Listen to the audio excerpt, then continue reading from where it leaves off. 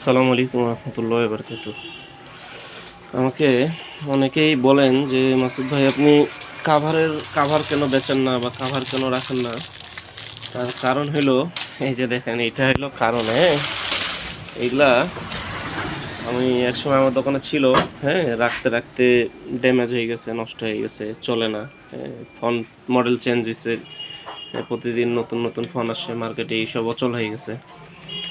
তো আসলে আমাদের মতো ছোটোখাটো দোকানদারদের কাছে এগুলো অনেক বড় একটা বিষয়।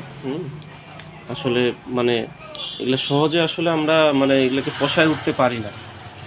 মোটামুটিভাবে এখানে যে কাভারগুলো আছে, এই কাভারগুলো আমার প্রায় 10-12 হাজার টাকার কাভার আছে এগুলা এইখানে।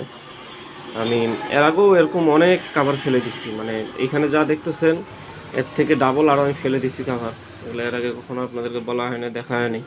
তো আজকে ভাবলাম যে একটু আপনাদের সাথে শেয়ার করি। তো এই যে দেখেন কাভারের অবস্থা, এই যে দেখুন প্যাকেটের ভিতরেই ভাঙে গেছে আর কি। হ্যাঁ, এই যে দেখেন কাভারের অবস্থা, এই ছুটে যাচ্ছে। এই হলো আমাদের ব্যবসার অবস্থা। মানুষ আসলে লাভ অনেকেই দেখতে পায় যে আমাদের ফোনের ব্যবসায় অনেক লাভ, কিন্তু আসলে আমরা যে পরিমাণ লসটাও করি এটা আসলে কেউ কখনো দেখে না। এই যে একটা জিনিস দেখাই আপনাদেরকে, এটা হলো 360 কাভার। হ্যাঁ, এই কাভারটা আমাদের প্রায় কেনা আছে 220 টাকা করে।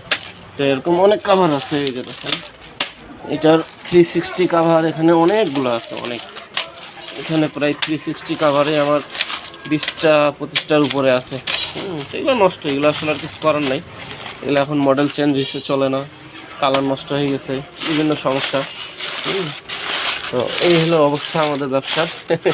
যারা শুধু লাভ দেখেন, টাকা দেখেন, হ্যাঁ, যে ফোনের ব্যবসায় অনেক লাভ, অনেক টাকা, তাদের জন্য ভিডিওটা আসলে করা। ভাই আমরা যে পরিমাণ লাভ করি আসলে সেই পরিমাণ লসও করি। হ্যাঁ, ঠিক আছে, সবাই ভালো থাকবেন, আমার জন্য দোয়া করবেন। আসসালামু আলাইকুম রহমতুল্লাহ।